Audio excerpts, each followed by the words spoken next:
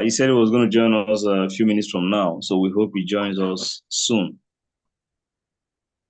Before he comes, I'd like to welcome you specially, sir, to this edition of Talking Drums.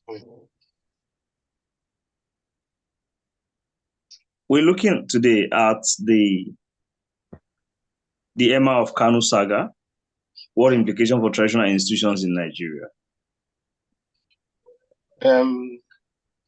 What is happening in Kano is not surprising. It is ridiculous. That's the pollution of institution. Just as they are trying now to destroy an Igbo institution through blackmailing of Dr. Iwanyan by paid agent. And them who call himself history master of all history, Dr. Mwezigwe. What's happening in Kano? You know, it's not issue of today. History proved it from it's a long history. The emirates have their own crisis always, and it is always political. You can remember how Dasuki became emir, jumping the other Ado Bayero lineage, how Dasuki was removed under Abacha, and how other things happen. So till today, so this new governor now want to recall Sanusi, and now there is a electoral riot in Kano. So let's watch how it ends. But now the issue I will level here is issue of an institution that concerns me, and the chief Iwanyan himself, because the blackmailing is getting off hand. Their target is not Chief Iwanyan, but Igbo and the Igbo institution being championed by Dr. Mwezigwe with collaboration with some people. And I have some voice recording, some voice notes, some written evidence. This man is Mwezigwe's. The topic. Hello? Are you hearing me? Elvis? Hello? Are we still on? Elvis. Please go ahead, sir. So, Elvis, the topic the topic is discussing is bill for tomorrow, not today. Today we are discussing about the Kano crisis and not the... Okay. The other one should be tomorrow. On Kano crisis, it's the same issue, the same politicizing an institution. So the trouble is getting off hand. And if it is not well managed, it will be another thing. But the other issue, you said that the other issue of Hanese should be tomorrow. Eh? Okay, thank you. Elvis.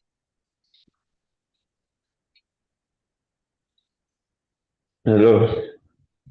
I think Elvis said that I should take over where he stopped, that he is reconnecting.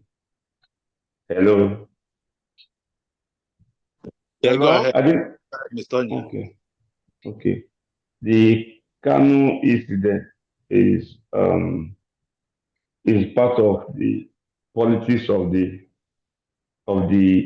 2020, part of the politics of APC-led government. That is how I look at the Kano incident. The issue of Kano is so strategic in Nigeria politics, and in recent time we are having two emirs in Kano Emirate, and again we are having two court orders from Court of Concurrent Jurisdiction, Federal High Court, State High Court, all from Kano. All these High Court judgments. Ordinarily, Sanusi has a court order stopping police security agents from evicting him. Ado Bayero has his own court judgment stopping them from removing him. Each of these are coming from judiciary, our judiciary.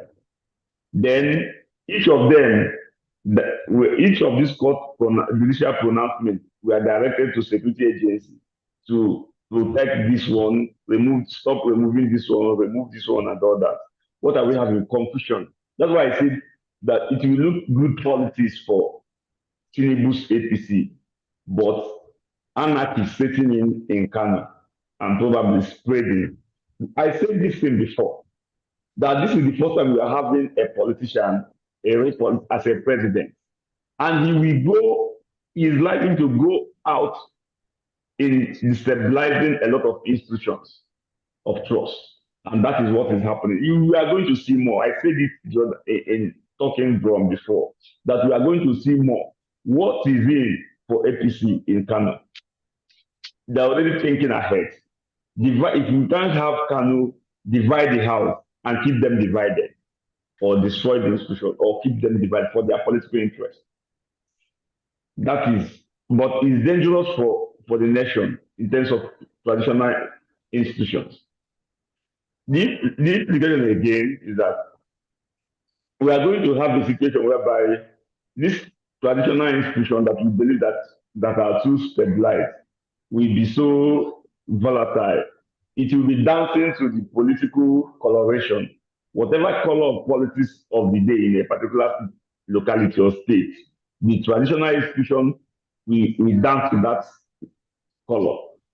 What if tomorrow you wake up, another party will win and they will remove whoever that becomes Emir or whatever? Hello? We are hearing you. We are following you. So the fear is that we might have a situation whereby anybody will wake up, remove who is the chairman of this, or who is the emir, will be Oba at a well. And it's not good for our politics, because our politics should have boundaries. Our political discussion or whatever should have boundaries. But what we are having today is a situation whereby they are so determined. No institution is being protected with our politics. The judiciary has been dragged into this confusion. The judiciary that should be stabilizer has been dragged into this institution.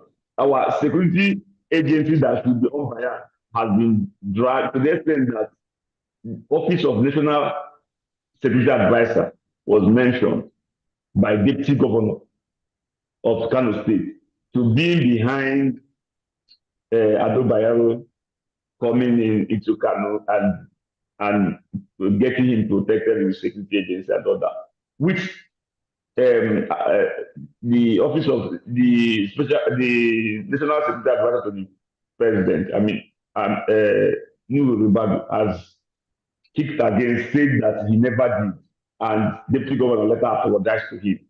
That would also be politics of them not trying to go direct with the president.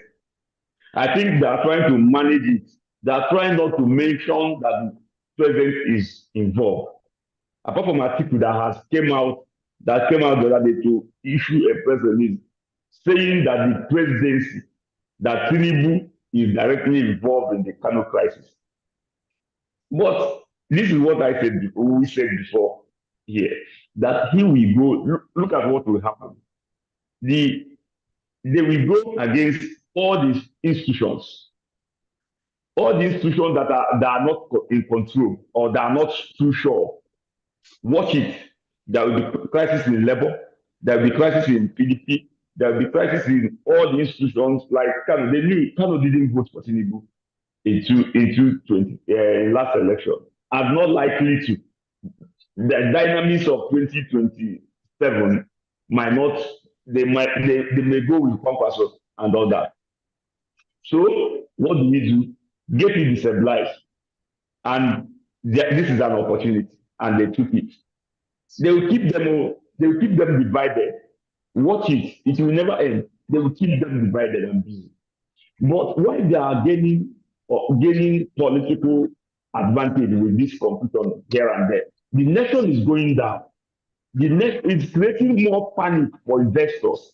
in a nation that is seeking for business, seeking for investors to come in to create jobs, for private sector to drive job, for unemployment. Already, inflation is going up about 35% inflation already. No other president since 1999 to date has witnessed such level of inflation within 1 year of the administration. It is only Tinubu. But it's so good than looking at politics, focusing on divide and rule. If I can't get it, if I can't get this, divide them, create confusion. Look at what is happening. You watch, just watch carefully. NLC is not having problem because maybe they believe that they have them. Anytime they believe that they don't have them, they will divide them. That is what they're going to do. Ohaneze, they will divide them as we go on. They will divide all the organizations that they believe that are not with them. They will divide from PDP, they've set their trap on them. They've placed Wike, they've set the trap. Then the next is Labour and all that. But then that's why the only way to survive them is to study them and be ahead of them and don't give them reason to come in. As for what is happening in Kano, the fear is that Kano is too volatile. The level of out of school, Almajiri, and all that in Kano is too big, it's too large. So crisis in Kano will be so bad, it will be so dangerous for the system. And this is a government that is losing in every angle. Tinubu's policy has triggered a lot of stranded students abroad, Nigerian students abroad that are already stranded because most of them, almost all of them went for school using Form A policy. Then Tinubu come in and stop from A without giving them time or allowing them to trace out those that are already on the program. He's just stopped it, and most of them are stranded. And these are Nigerians. So there is a lot of trouble everywhere, but he's concerned on how do I hold the politics. Why people are looking at that, Tinubu will gather some bright Nigerians around him. But what do we see? He's focused on getting propagandists around him, like recruiting Reno from PDP, getting Bawala from PDP to target P2B and obedience, that they should focus on P2B. Keep P2B busy attacking, just remain there, we fund you. And that's what they are doing. Why Kano is burning. Kano is not about Kano, because why we say that it's not about Kano? Because if what is happening in Kano, it can be replicated anywhere. And in every society, there will always be a willing to.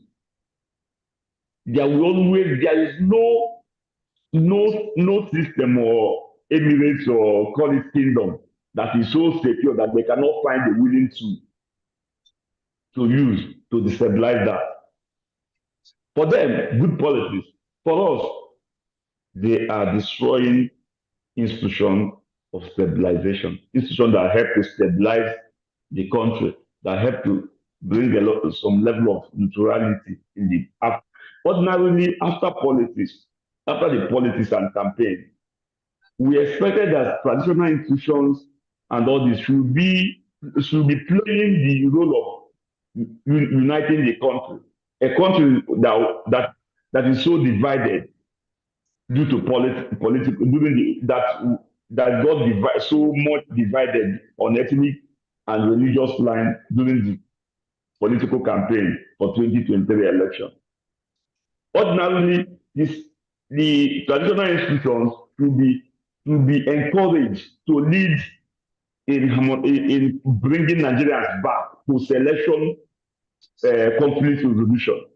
But with this APC lead balkanization and inability in the Kano, traditional institutions cannot play that role again.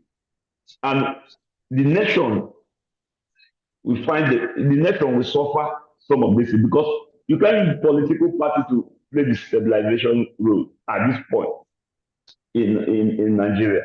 because we used to see that traditional institutions are neutral, that they are better positioned to drive this post-election conflict resolution or uniting the country, torn by politics. But who will now lead that conversation for coming together? It is a problem, and the Kano issue should worry. Kano issue should worry everybody. The danger in Kano is that either each of the camp has capacity to mobilize violence. Each of the camp has their own supporters, both the mighty and low. Each of the camp has capacity to mobilize funds. There are no Bayero angle. They have capacity to get funds, to get any Sanusi has capacity to raise funds. And they have capacity to raise funds in a state that is facing on a level of unemployment out of schools, children, and all that. It is easier. You can use even 15 naira to mobilize violence. So it is dangerous. And if it starts in Kano, you don't know where it will end.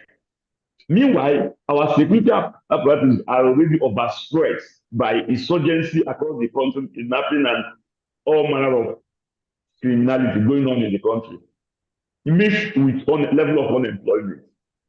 So if we start Kano violence again, due to poor management of this restoration of Sanusi. But the funny thing was that in 2019, Sanusi got court order against being removed. It was ignored because most of this court order is determined by implementing how it is being recognized is determined by dynamics of the implementing regime of that moment and their interest.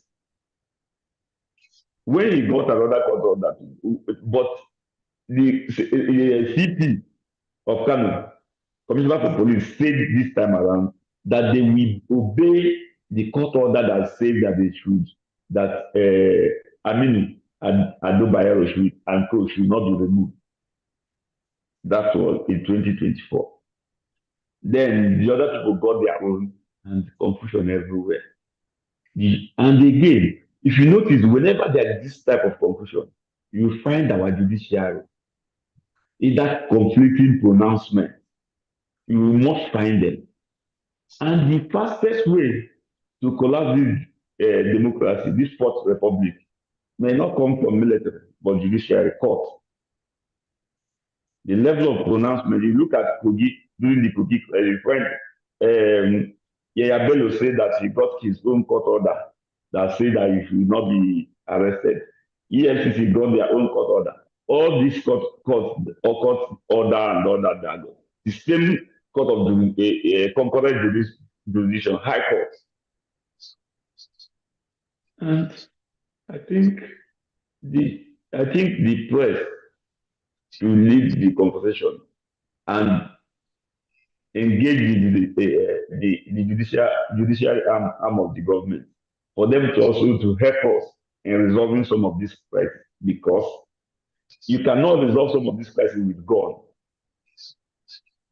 Gun can never save a nation from crisis, but strong institutions coming up to play stabilization. Okay, let's hear from Elder. Okay, thank you. You said it surrounding the Emirate. Yeah, go ahead. Okay, about the Emirate, what I'm saying is that since the governors are overpowered by the Nigerian constitution, this is not only in Kano, only that Kano is noticed. In Southeast, some Igbo's were removed from their post. It happened all over Nigeria.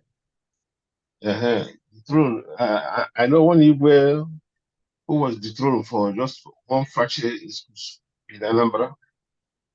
So all those powers they give to governor, a position that will only last 4 years or 8 years, and they will only come in and pollute come in and pollute the institution that have lasted for years. And institution have lasted for years. What is in Kano? You know, Kano now have four emirates. Kano, Garage, all those villages around Kano, they have shared Kano already into four. This the last government when Sanusi was dethroned. Now Sanusi is back. The new government is back, but there is undertone in Kano crisis. You know, Kano is Hausa state in Nigeria. If you know Nigeria history, Kano is Hausa state, and those dragging this Emir issue in Kano are strangers. They are Fulanis. Most of them are strangers. On part of them, the pure Hausa, the pure Baushe, the pure Hausas, Emir of Kano, those they is not allowed to rise. So if this trouble really continue in Kano, a lot of this will be exposed. It may even be freedom for Hausas. If the royal family, yeah, the ruling class didn't reason now, as this goes on, a lot of this will come out of this crisis because the majority that they call minority in Kano are agitated, and this will be their freedom opportunity if care is not taken. Coming to politics, a lot of things need to be changed because you see, Attorney General of the state always come from governor of the state. Most of the posts judiciary is key. The merit of somebody being a judge, all his appointed allocation shares, a slot, they call it slot. Made this man a judge for me, made this man this for me, it's a slot. So the days of merit is gone. That's the problem we're having in the system. The days of merit is gone. If not, because look at the country today, people down Nigeria, a lot of people are suffering. If you receive 20 calls a day, 18 is asking for money, die. Either hospital, school fees, sickness, problem. And no help come from government. Why the people in power are living large? That is the real problem. So can you have a lot of evangelists, as you said, I also call it tawai, to make tawai, to do riot. These people are available for such. And if you start in Kano, it will not be easy. It will not be easy. Just like as this issue, check Nigerian history of riot. You find the hot zones where riot always take place and start and move out. Like wet here in the west, what happened in the west, what happened in the north. This is two zone always bring problem that later the problem will go around Nigeria. The whole Nigeria will pay for it. But like what is happening in Kano now, as the last speaker just said, if it is not managed well, if it is not controlled, it will expand too much because a lot of institutions, like when he was talking, he mentioned Ohanese, I made time today to express some issue about Ohanese, but the owner of the program said it should be tomorrow. I'll be patient to tomorrow. That one too is another time bomb. I will be patient to tomorrow, then we look into that one. So thank you, Moderator. Elvis. Thank you so much, sir. Thank you. Yes, I can hear you, sir. Thank you very much. I'm a coffee excuse to leave now because I still have another meeting here, but I may still come in later. But by tomorrow, you send me a link, I will be available. Thank you. All right. Thank you so much, sir. Thank you so much for your time tonight. We hope to see you again tomorrow. I'll be around tomorrow. Thank you, sir. I'll be around. All right, sir. Okay.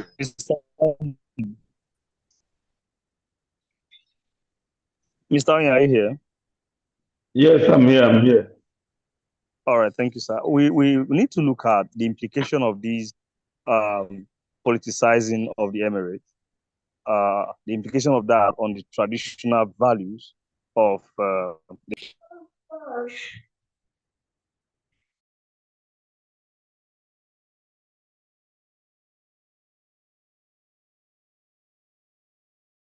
how does that affect our traditional values? That's basically what I want us to look at.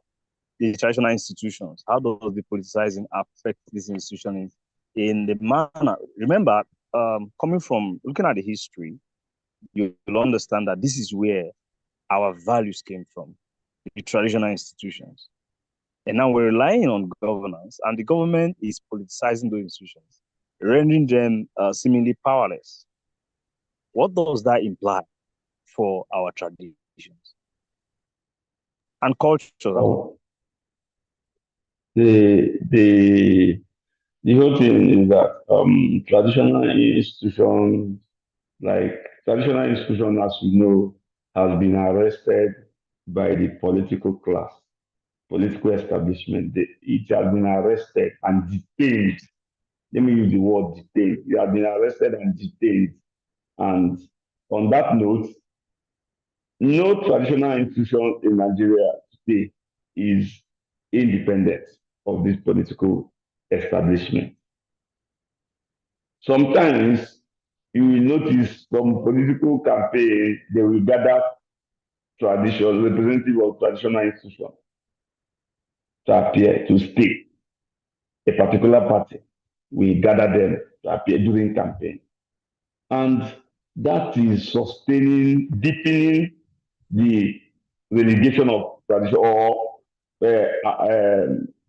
detention of traditional institutions by political parties. Because I believe that it has been detained, and because they have arrested them, they use them as they like. The implication is that they are destroying the traditional institution that should be playing stabilization role in the case of political crisis, during political crisis or division. It is always the traditional institutions that ought to lead the conversation to bring all the parties together.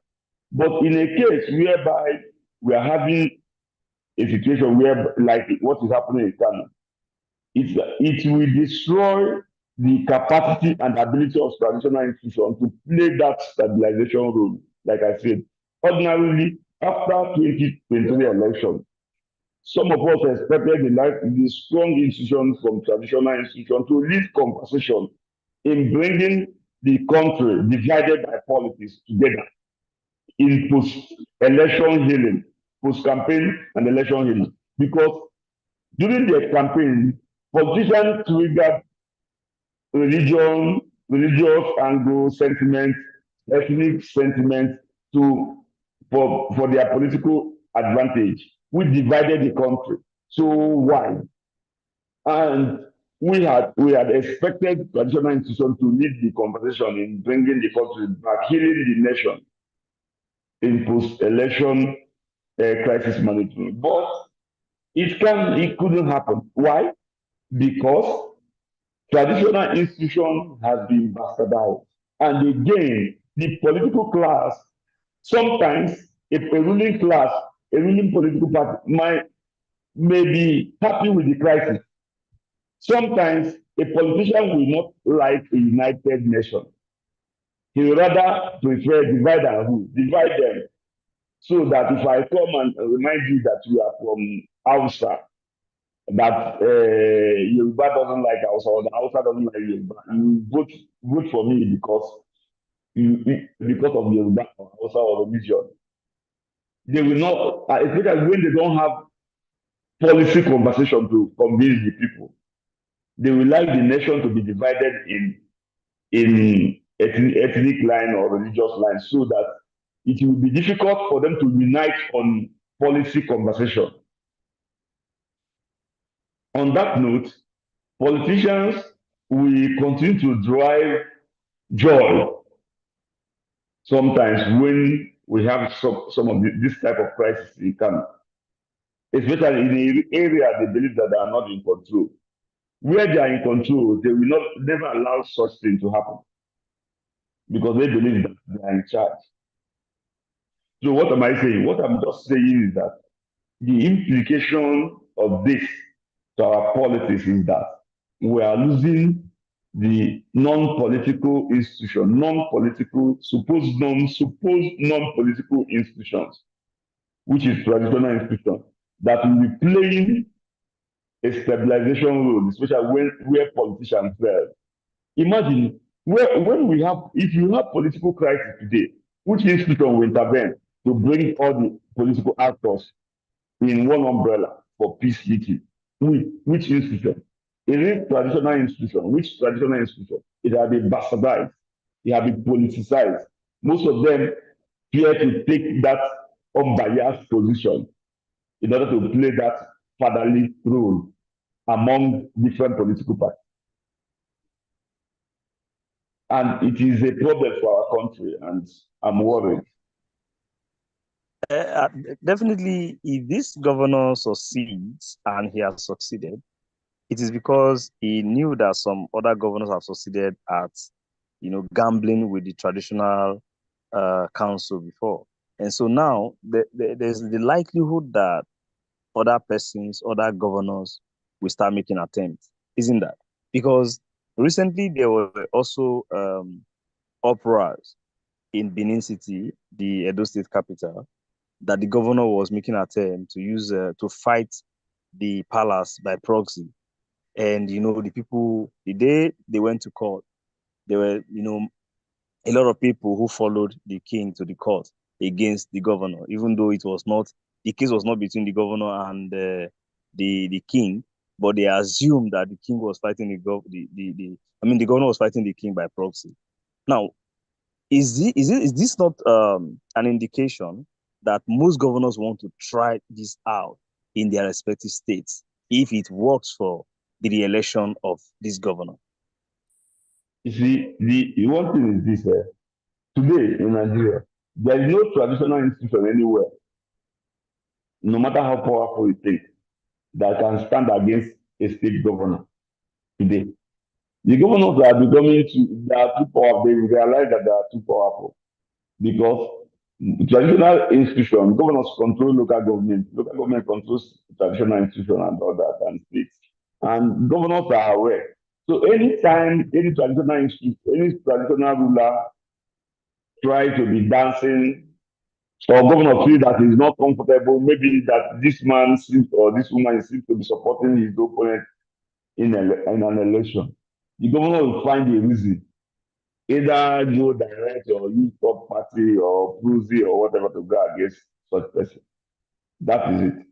And that of Edo, no matter how governor can, like I said, the traditional institution has been arrested by state governors, and governors determine their tune. Is it that you sometimes governor will even ban a traditional institution from receiving an opponent, like what happened in Anambra, where we have the traditional rulers used to go for during December, during the Ofala, they used to give titles to individuals. But a particular traditional ruler gave a governorship aspirant, a perceived governorship aspirant in another party, a title. And the commissioner for local government suspended the traditional rule of name in Anambra for doing that. And you have to this has been what traditional rulers have been doing. Why choosing that particular man? And people were shouting. And it has been like that. And it would have been a problem if that traditional ruler is too powerful like that of Emir of Kano, and have that reach and contact to get court order and get federal government to back back his court order. Because getting court order is one thing. Another thing is getting the enforcing institution, court enforcing institution like executive to back their court order is another thing. So the problem we have is that the governors are already toying with this traditional institution. And if you look around, every traditional institution try to be so loyal to the government. Take it everywhere. All of them try to be so loyal with the governors. And the implication, like I said, is that we are losing that which they used to bring to the table. That which traditional institution used to bring to the table. Our country, our state, our community, we are losing it. Again, we are going to have a situation whereby governors will be appointing traditional rulers like we are already having it, influencing like the way they appoint local government chairmen. And it's not helping our system, it's not helping our democracy, it's not helping our community development. It's not at all.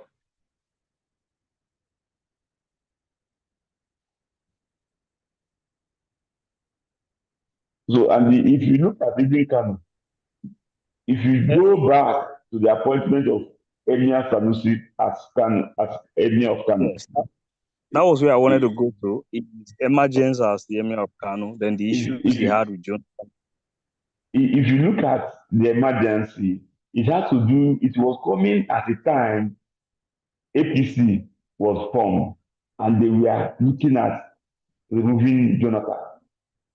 Sanusi came up with his bullet where he made mention of 20 billion or so that Jonathan did. He made a dangerous statement as a CBN governor against the president, which the opposition president was gathering to remove him, took as part of their tool to paint Jonathan government as corrupt government, to help them to drive the narrative in removing the president.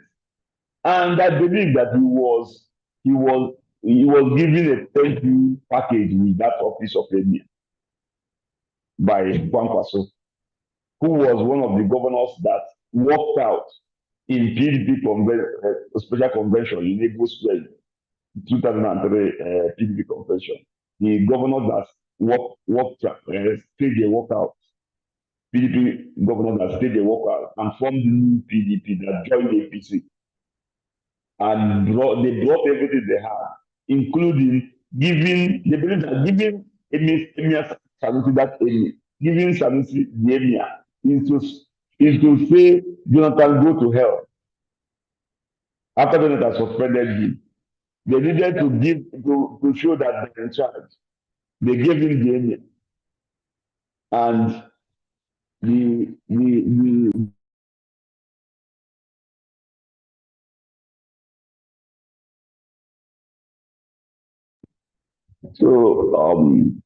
so the emergency said we are ready with controversy. Sustaining the power has been ordinarily as Emir of Kano. It was between to be Emir. You should avoid being part of political conversation. And that was also part of the problem Gandhi they had with Sanusi. Gandhi during his interview, he said, as a governor, he said that if he wants to join politics, he should resign and be part of politics. That Emir or traditional shouldn't be having opinion every now and then on political opinions on political issues like Emir of Kano, Emir Sanusi then. That most of his opinion is too controversial for an Emir. That it's better that he step out from the throne and join political conversations than making careless statements on the throne. Because as Emir, that he has access to governor and others, that some of these statements that he shows to media, if you pass to the governor, that when you choose to be Emir, you must know that the office is not activism. It's not office for activism or political activism. That you must build into that loyalty, not to talk about everything you heard or see.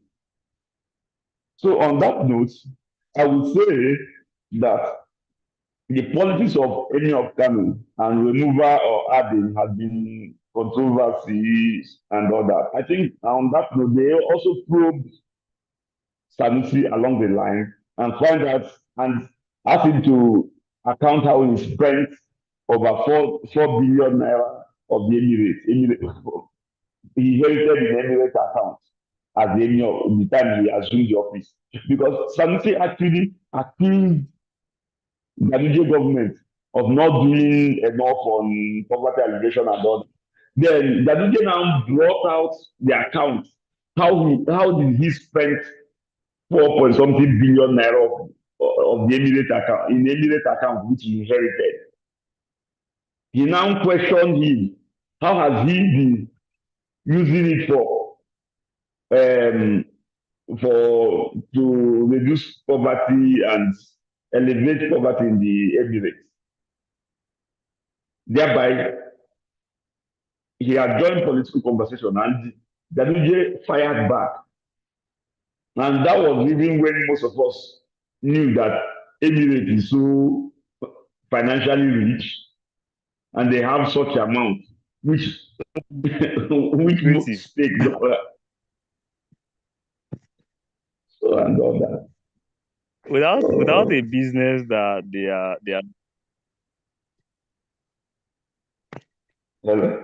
That's a lot of money for people who don't own any business. Yes. Okay, so are we seeing a end to all this? Are we seeing an end to all this that is happening? I pray we see an end, but for my own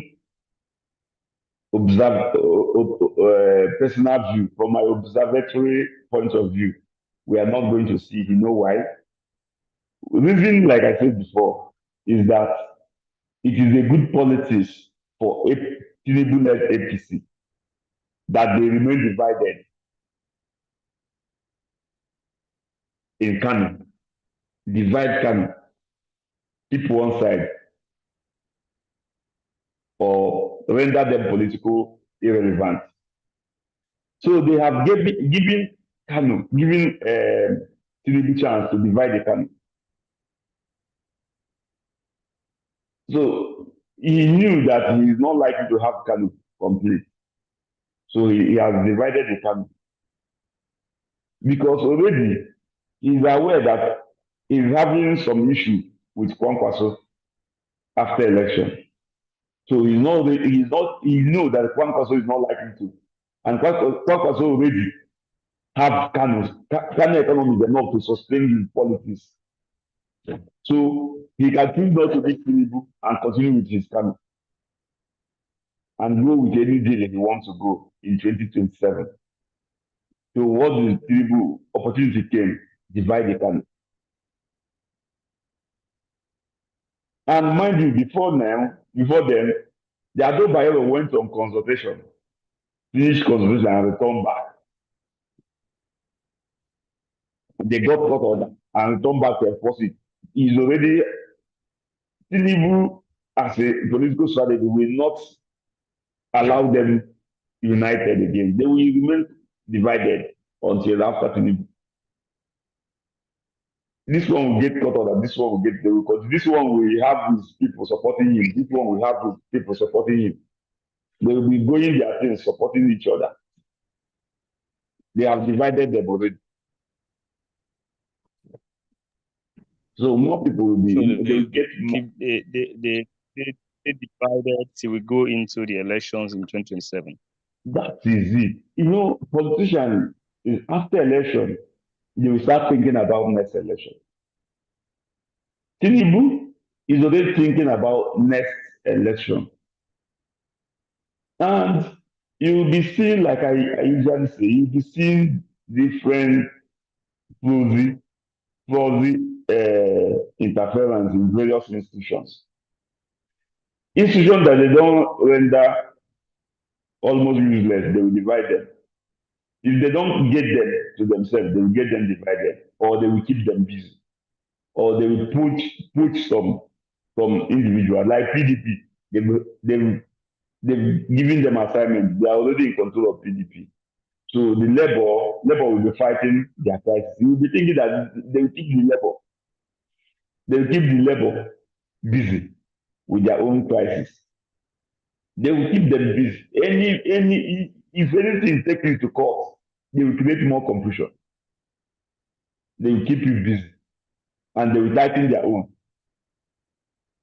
they will not allow such crisis in their own. That's why the sack of the when the court in Kano announced that the Danide had been removed, they throw it away.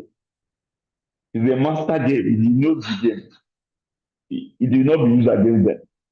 But if it is that if it happens elsewhere and they have it right away, then if they put so much pressure on you, you will go and play loyalty to them, pledge loyalty to them. And they will not bring you, so they will allow you, they will say, okay, go. Let people think that you are still independent. That's what they did, the likes of Reno and Boara. People are waiting for them to give Reno appointment. But Reno has been given appointment and an assignment, and he's working and earning his money. Just like Barrister Boala. The assignment is not to come to the government, to be appointed in this. No, remain what you are, do what you are, just focus on this man. Focus on people. Focus on keep him busy. Say anything he did, he does, no matter how good, just paint it black. Keep them busy.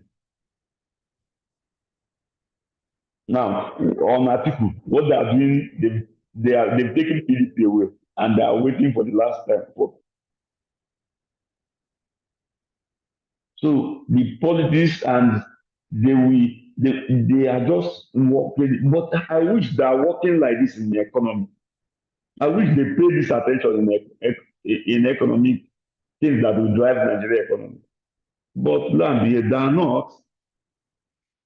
They are not. And that's our challenges. I wish that they recruited this expert on economic issues. But thank you so much, sir. You're welcome. We're rounding up within the next few minutes. But I want us to look at how how the people of Kano will fare under this kind of crisis. Of course, there are a lot of people who are supporting the other emir that has just been deposed, and those who are supporting Sanusi Lamido Sanusi. Okay. Would this be healthy for them economically? The point is this: it can never be healthy economically or otherwise. The reason is simple. You see, in people know a business or an investor, a business person knew that want to go where there is peace and stability, where courts, the mode of conflict resolution is being respected. And when you are hearing issue of court order here, there, police respect, this one, that, and nobody will put his money. If the person wants to invest 20 million naira, it's okay, let me use 1 million naira and do testing. And maybe if this thing is not working, maybe I will move my 19 million naira elsewhere to invest. Who is losing? The Kano economy. Because you see, panic and news, negative news, also have economic impact on investment and business. The more negative news continue to come up, the more investors run away with their money because nobody invests to lose. Every investor intends to invest to gain and also to feel at home. Like everybody knows that Kano is the time bomb with this crisis now. And the implication is that maybe if you are doing business in Kano, it's okay, let me take my children, my family home, or let me move my family to another state because I don't know what this thing will result into. What will now happen is that if you have been spending like 10,000 naira or 20,000 naira every month for feeding of your family in Kano, that we are living in Kano, that 10,000 naira will move to another state where your family is residing. Instead of spending it in Kano economy, the 10,000 naira will move to another economy. That is capital flight from Kano. Maybe you are making the money from Kano, but you are spending school fees for your children in another state, feeding for your family in another state. You are you are spending it in that economy. What is happening? The Kano economy will be losing because the money that ought to be circulating we move to another economy. That's why that's the danger of creating a crisis. Just like when Port Harcourt was the heart of tourism within the zone. When the militant issue started, they migrated to Owerri. The tourism moved to Owerri. Then when the crisis started, most of the tourism and business started closing down. Business and people move where there is peace, not where you will be hearing tension here and there. So I believe that Kano citizens will be at loss or they are losing. But because we are not a people that work with data, if it is a people that has data infrastructure that can say that can be able to come up with how many businesses that have been affected, how many jobs have been affected by this 1 week, 2 weeks crisis, we will be shocked the number of businesses or how much that have left in terms of business or impending business that has stopped to watch what is happening, the outcome of this. All right, Mr. Thank you so much. It's always wonderful to have you on Talking Drums. You're wonderful. I've been raising my hand. Okay, someone has something to. Okay, all right. Please go ahead. Let me ask Sonia,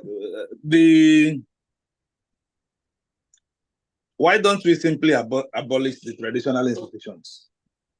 If a state government can play with traditional institutions like toys, and secondly, abolishing them, will it involve constitutional changes? If yes, why would a constitution allow Governor Chukwu Masoludo, for instance, to depose the Igwe of Nnewi, my town, since this is the people of Nnewi that allowed him to be there? What right has someone from Agwata to come to Nnewi to depose a traditional ruler? Is it not an anomaly that a system allows that to continue? And if yes, how can this be resolved for the betterment of the society? Thank you. That is the really issue, because ordinarily the people who have their traditional ruler select who lead them ordinarily. But the confusion is that the government will give certificate of recognition. But government is now abusing that power of certification. So I remember speaking with one of the governors and the issue of saying that that we need to show power. To them, they need to, it is about showing power. But how healthy is that in our system? Anambra State, for instance, is one of the states that has most effective what I call fourth tier of government, effective.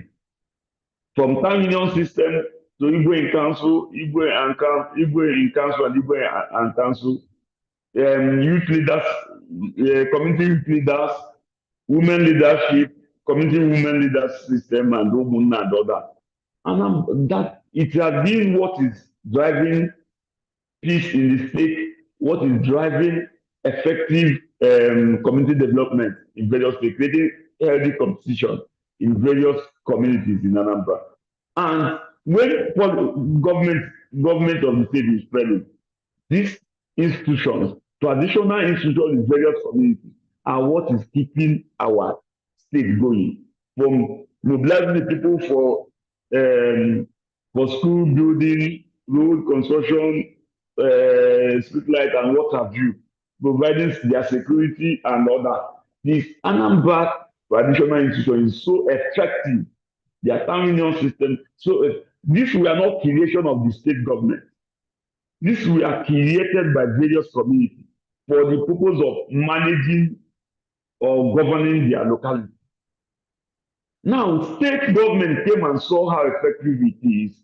they grab them, come with law, impose the law, and start local commissioner for local government and chief council matters and what have you. And they end up creating more confusion. Sometimes you will see commissioner for local government appoint the community will select who they want to be with. And the commissioner for local government and whatever due to politics or interest of the governor, they will issue certificate to another person and create more confusion in various communities. And this is not what the system wants. For me, abolishing it is not the issue because it is needed. We need them in various communities because our political system, we cannot rely on them for all these things. The community can accept who they want to be their leader. And sometimes community can manage their leadership, community leadership. But the moment the government started paying them money and all that, government started controlling them and bastardizing the system. I know this because I was once community youth president of my community then, and was one of those that formed the youth centralized youth organization for the entire state then. And you continue to have this attempt to interfere, but if you destroy local government system, destroy some other government institutions, why are you trying to destroy a traditional institution? I don't think that it should be abolished. I rather think that there should be, we should continue advocacy should increase for the governors to respect these institutions and allow them to operate. It is for our own good that they are being respected.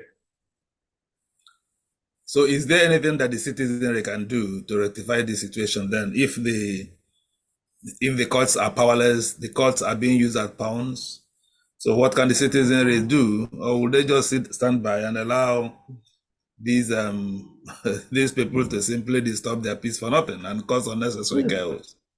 They continue to speak out, to stand up. The citizens need to be informed and need to be informed. Information, that's where the media come. The media needs to lead the conversation and informing the citizens of their right to stand by traditional institutions and help to protect this institution so that they don't get it bastardized. That's the only thing the citizens can do. Continue to, because one thing, government that goes to election wouldn't like to do anything that will get the citizens angry. So the citizens need to be united. But when they get them divided, they believe that what we are saying is not popular view.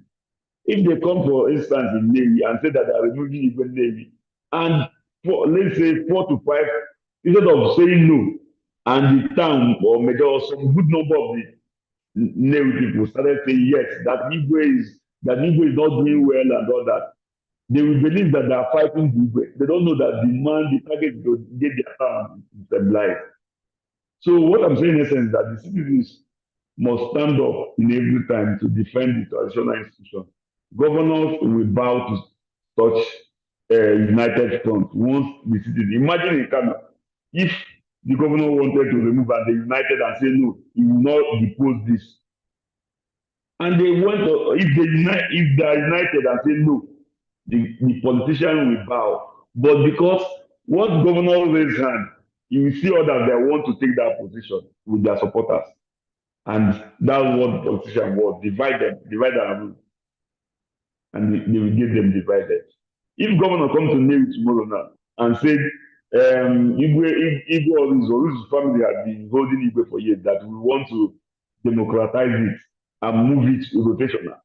If the Navy people unite and say no, it will not happen. But if we have a situation whereby say Navy people will say, okay, yes, so Otono will say, yes, you have been there, let you move to, or Umudi will say, let you come to us, after us it will go. Then that government will have their way. It's just like when Jonathan also want to change Unilag to Moshood Abiola University. You see, united Nigerians, almost united against him, and he dropped it. He couldn't get that support. I'm just giving an example. It was a united front. No, don't try it. There was an attempt when Abata attempted to change University of Nigeria, to make University of Nigeria Nnamdi Azikiwe University, and in Abuja University of Nigeria. And there was a protest. Don't try it. Even Zeke, who also benefit from the name, and said, don't try it. If you do it, even at my grave, I will fight you. And Abata dropped it. That was united front. They couldn't penetrate. So I believe that citizens should unite.